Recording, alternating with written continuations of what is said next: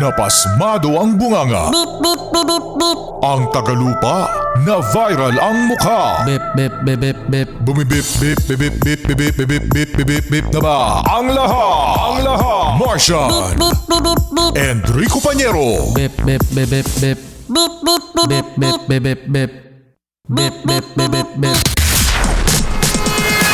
Tik tilaok! Tik tik tilaok! Beep, beep, beep, beep, beep. Ito na ang 101.1 Yes FM Balitang Uy, i-shoutout natin yung mga yes friend natin na mahilig mag-drive-thru. Alam mo ano yan?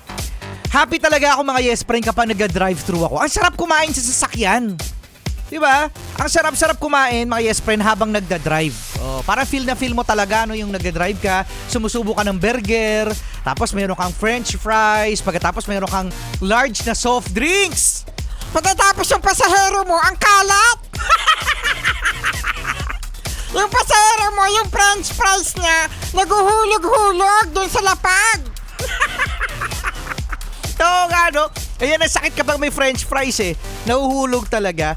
O, ayan, shoutout sa mga yes friend natin na nagda-drive-thru. At, ito na nga mga yes friend, speaking of drive-thru, alam nyo ba, sa Cagayan de Oro City, ang nag-drive-thru sa isang fast food chain, isang napakalakit, napakahabang ahas. Ha? May ahas! I'm scared! Takot ako! Takot ka ba, Martian? Ang ahas, mga yes friend, ay napakalaki, no? Sawa pala, hindi pala ahas. Kasi ang ahas maliit eh, no? Sawa! At saka ahas kaibigan yan. Oo nga, no? Kapag kaibigan, ahas, wala naman nagkasabing, alam mo yung kaibigan mo, sawa. Hindi ko lang na-realize, mga yes friend, ano?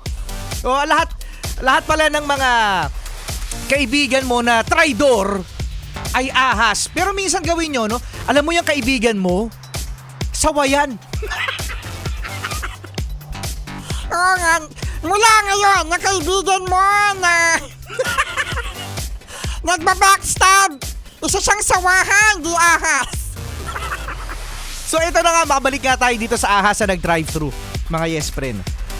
Ngayon, nakita ang ahas na nasa ilalim ng kotse ng customer.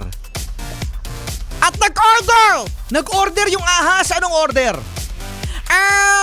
2-piece chicken. 2-piece chicken nga po with extra rice. 2-piece chicken with extra rice. Grabe mga yes, ang laki ng ahas, no? So ngayon, nahuli ito ng mga guard at ng mga tao doon at nailagay naman mga yes friend sa kung saan dapat siya naroroon. Laki ng ahas, ano? Alam mo, hindi lang ahas ang nagda-drive-thru. Meron pa. Bukod sa ahas, ano ang nagda-drive-thru? Mga buhaya. Ano ino-order ng buhaya? Order in court! Order in court! Order in court daw. Loko. O, grabe, no? Itong mga to, di natin alam kung saan talaga na nakukuha itong mga ganitong mga ahas, mga yes friends. So, ibig sabihin yan, nabubulabog sila. Oo, kasi mayroon talaga silang bahay, eh. Oo, so, sa mga yes friend natin dyan, mag-ingat. Sa sawa. Okay? Rico Pañero. Marsan! Sawa pala.